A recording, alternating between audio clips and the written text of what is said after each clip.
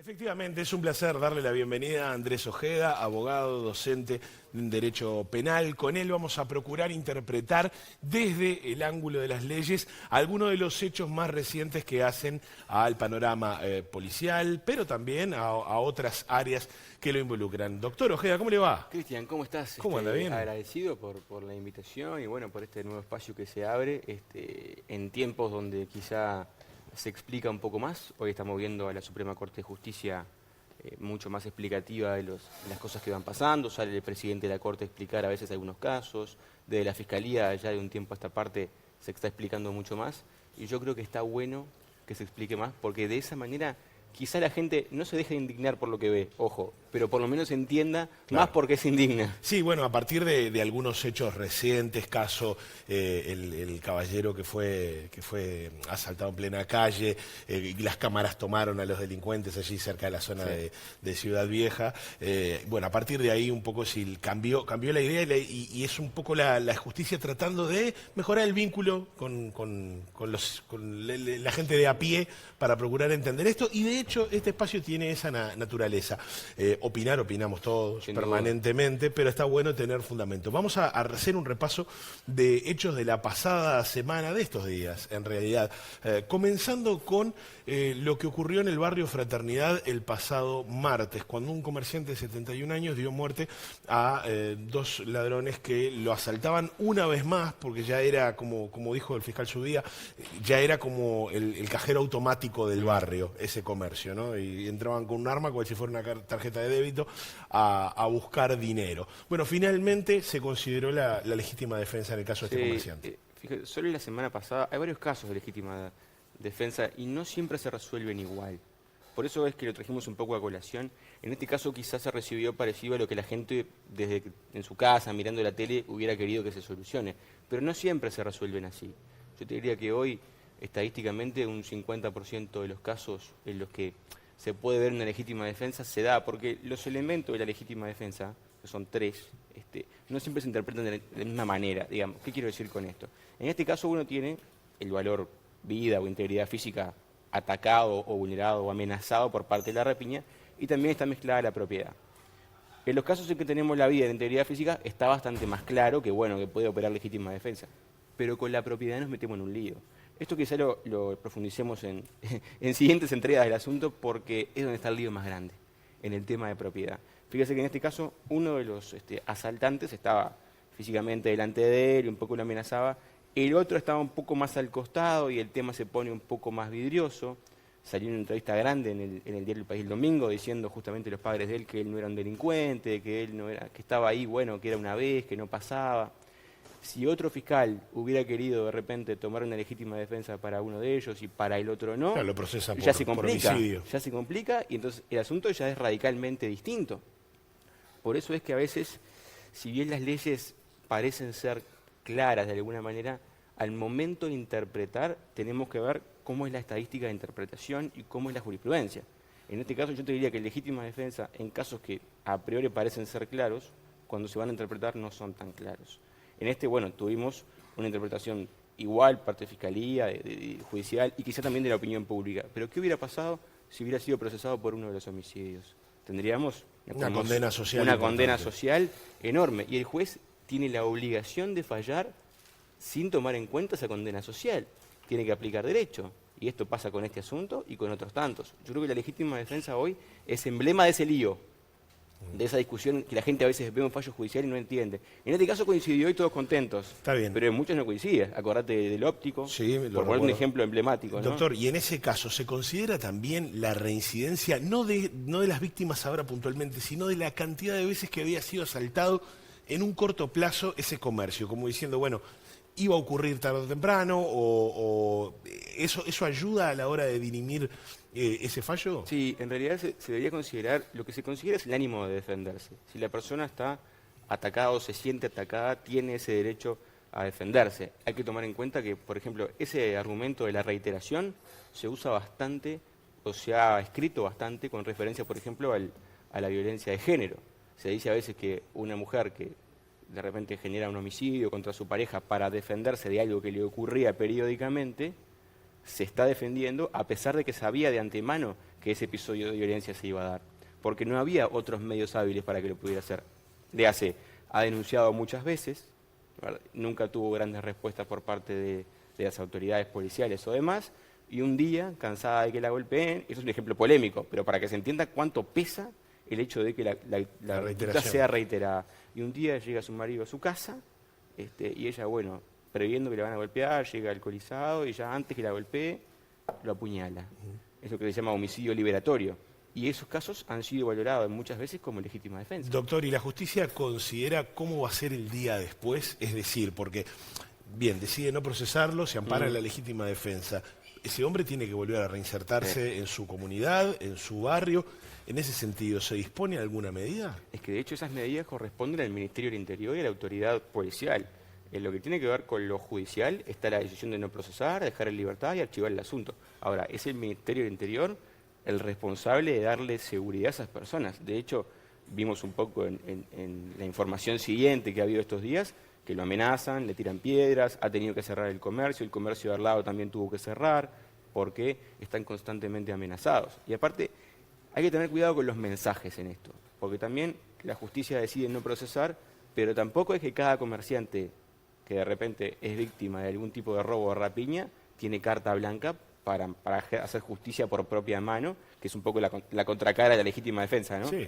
Porque mañana entra alguien, lo roba sin ninguna arma o algo por el estilo, esta persona le propone unos balazos ante la duda de que pueda estar robando, y no queremos decir con esto que cada caso de robo sea legítima defensa o matar al delincuente. No, o que te toque el mismo fiscal y porque alguna vez decidió que se trataba de legítima defensa, va a tener que ser siempre así. Claro. Es decir, no hay un patrón. No, pero sería bueno e importante quizá que, sobre todo a nivel legislativo, se aclarasen algunas cuestiones con relación a la legítima defensa. Porque el lío más grande está en la propiedad. Y esto puede estar, se puede, por ejemplo, exponer en el código, en las reformas que hay al Código de Proceso Penal. En realidad el proceso penal ya está votado y para funcionar. Lo que está en el Parlamento en discusión es el nuevo Código Penal, del cual nadie habla porque viene después del otro, ¿no? Claro. Pero hoy, por ejemplo, se dice, el Código no lo dice, pero los bienes jurídicos, digamos, los bienes defendibles son los que están en el artículo 7 de la Constitución. La vida, el honor, la integridad física, la propiedad, el trabajo. Se supone que todos esos bienes son pasibles de defenderse vía legítima defensa. Entonces, yo puedo atacar la vida de otra persona para defender exclusivamente mi propiedad. Esa es la interpretación que quizá más coherente se le puede dar hoy. Eso a muchos jueces les rechina, claro, y no lo aplican así. Bueno, cambiamos de tema, dejamos ahora esta noticia y nos vamos al departamento de Salto. Días atrás fue procesado por difamación el intendente de ese departamento, Andrés Lima. Y hablábamos fuera de cámara, doctor Ojeda, que se da una particularidad, porque muchos de las principales figuras de la línea política, de la figura de primera línea en política, es decir, presidentes, ministros y los parlamentarios, de alguna manera tienen inmunidad frente a algunos hechos. No así los jerarcas municipales. Sí, de hecho, si bien el fallo tiene muchas áreas cuestionables y ha sido criticado por algunos especialistas, sobre todo con el hecho de que no le dejaron probar la veracidad de sus palabras, y bueno, eso es un poco, ya ha corrido un poco en la prensa ese tema. Lo que yo no he visto no decir a nadie es que justamente la única inmunidad, verdadera inmunidad, que nuestro derecho tiene, constitucionalmente hablando, es la de votos y opiniones. Esa inmunidad se le aplica a presidente, ministros y legisladores, ¿verdad? ¿Y por qué quedaron afuera los intendentes? Es una excelente pregunta, porque en realidad la exposición política, y lo que se pretende, digamos, cuidar con esto, es que los legisladores y todos los jerarcas de primera línea, incluidos los intendentes y los ediles, tengan, digamos, puedan funcionar libremente en su trabajo y no tengan que estar desfilando por juzgados por lo que opinan en una Cámara o en un Consejo de Ministros o en una Junta Departamental sobre sus quehaceres diarios, para que puedan trabajar con tranquilidad. Si uno mañana, y fíjese usted, si mañana le vamos a hacer una denuncia a cada ministro cada vez que sale a la prensa. Entonces mañana de repente, o a un legislador, pongámosle que mañana el legislador tiene que votar una ley importante. La ley interpretativa de la ley de caducidad o algo grande, que el Frente tenía un voto solo que le faltaba, que era el de Semproni. Yo mañana lo denuncio, descanse en paz Semproni, pero lo denuncio, y lo meto preso temprano y no pide licencia, queda la banca vacía, tiene un voto menos, la ley no sale. No, aparte si fuera por el caso de difamación e injurias entre parlamentarios, donde hay Sería discusiones todos los permanentes, días. sería todos los días. Entonces, debería haber incluido a intendentes y ediles. Fijémonos también que los ministros los designa el presidente y tienen inmunidad, y los intendentes los vota la gente, y los ediles también, y no tienen inmunidad. Claro, quizá la única diferencia que radique es que bueno, la competencia de un intendente es, digamos, en su departamento, mientras que el resto, digamos, los parlamentarios o los ministros tienen alcance nacional, pero eso en la ley al menos no tendría... Sí, o sea, a los efectos del fundamento de la inmunidad no tiene demasiada diferencia. Podremos discutir si está bien que todos tengan inmunidades, claro, o que ninguno las tenga. De hecho, hubo un proyecto de ley para derogar inmunidades porque... Lo que se refiere a inmunidades hay diferencia, ¿no? Esta es una inmunidad absoluta. Después están las prerrogativas que tienen algunos funcionarios, por ejemplo, el desafuero de los parlamentarios, esas cosas, pero son ya como, bueno, pasos previos a enjuiciar procesal penalmente, ¿verdad? Pero en la de votos y opiniones, no hay ninguna duda de que es absoluta y por alguna razón quedaron afuera intendentes y ediles. Bueno, ¿y qué pasa con Lima? Porque se ha especulado mucho sobre si debe o no seguir, una vez que fue procesado, seguir en su cargo. ¿Qué puede ocurrir aquí en más? Acá la que deberá interpretar es la Corte Electoral. Sin perjuicio de eso, a Lima se le va a aplicar o se le aplica el Instituto de la Suspensión Condicional de la Pena. Eso quiere decir que siendo primario, la pena no se aplica, se suspende y después de un periodo de vigilancia de 1 año, él vuelve a ser primario absoluto. Ahora, la pena que se suspende es toda la pena, la parte de prisión y la parte de inhabilitación para ocupar cargos públicos. A mí me gustaría ver cómo resuelve esto la Corte Electoral, porque a priori no parece claro el impedimento para seguir en su cargo, más allá de lo cuestionable de los argumentos del procesamiento, que yo calculo que también tendrán su etapa ante el tribunal. Ahora, ¿no? Si se suspende precisamente la pena, ¿no habría inconveniente en que siga ejerciendo su...? A mí me parece que no. Igual yo he visto ya algunas voces discordes con que siga en su cargo. No desde lo político, sino de lo estrictamente técnico-jurídico. Me gustaría ver cómo la Corte termina resolviendo para el caso de que se confirme la sentencia. Igual quizá no llegamos a este punto porque el procesamiento es muy cuestionable.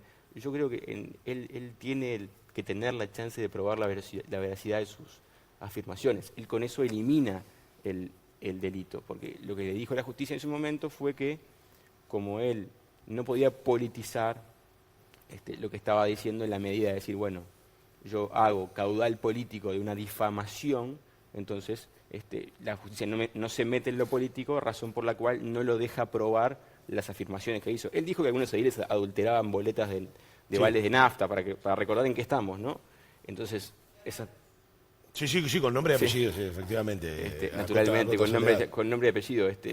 Sin perjuicio de eso, lo denunciaron y él lo dijo antes de que se iniciara la investigación administrativa, como diciendo, usted ni siquiera esperó a saber si esto era verdad para decirlo. Claro. Pero vale aclarar que para que no haya difamación, alcanza con la simple veracidad o verosimilitud. O sea, quiere decir con la apariencia de verdad. Mañana un periodista da una noticia. Y naturalmente, tiene 2 fuentes, la chequea, después resultó no ser cierto. Bueno, él cumplió con los protocolos de una noticia que tiene cierta verosimilitud, razón por la cual no debería responder por difamación, para que se entienda que no tiene que probarlo con 10 cámaras para que sea verdad. ¿Me explico? Claro. Entonces, de esa manera, tampoco podemos estar en un lugar donde cada palabra que uno dice al estar expuesto lo expone a responsabilidad penal y a eventual prisión. Estaríamos matando la libertad de expresión. Bien, bueno, y dejamos para el final los hechos del pasado viernes en el barrio Marconi, Sí.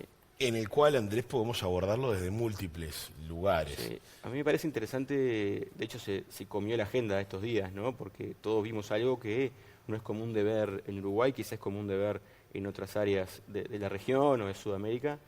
¿En cuanto al operativo te referís? No, en cuanto a todo, porque son imágenes de violencia en calle que quizá al uno ver la región son más comunes de ver en otras partes. También un vecino Marconi puede decir, sí, esta vez se vieron. Bueno, no lo dudo, pero la realidad es que en la tele no se ven, por lo general. Yo creo que esto está bueno tratarlo en el marco de las conversaciones por seguridad que tiene el gobierno con la oposición y otros operadores, que hoy en día está discutiendo aumento de penas, que hoy en día está discutiendo nuevo código de proceso penal. A mí me parece interesante encarar esto por el lado de la actividad policial. Y se nota y se ve que quizá el tema de seguridad hoy en día tiene mucho más que ver con el accionar policial que con el aumento de las penas. Entonces, quizá la presencia policial y la disuasión del delito es mucho más fuerte por el lado del Ministerio del Interior que por de repente aumentarle 2, 3 años la pena a la rapiña. Estás aludiendo incluso a tópicos que se han tratado recientemente entre la reunión entre el Ejecutivo y la oposición respecto a medidas de seguridad. Quienes demandan el aumento de penas y quienes dicen no, el aumento de penas no es la solución. Yo creo personalmente y desde lo técnico que el aumento de penas no se ha probado efectivo al momento de la comisión de menos delitos.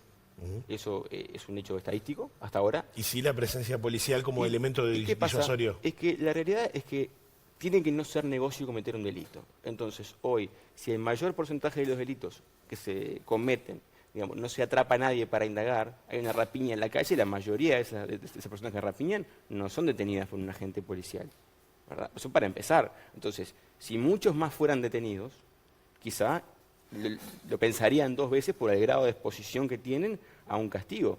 Hoy el grado de exposición al castigo es mínimo, pero no porque la pena sea chica. Hoy la pena de la rapiña mínima es 4 años, es grande. O sea, para entendernos bien, si mañana alguien va por la calle y le pide un celular a una persona, dame el celular o te rompo la cara, por esa acción el mínimo que tiene para estar preso es 4 años. O sea, por la simple amenaza, no hubo un golpe, no hubo nada.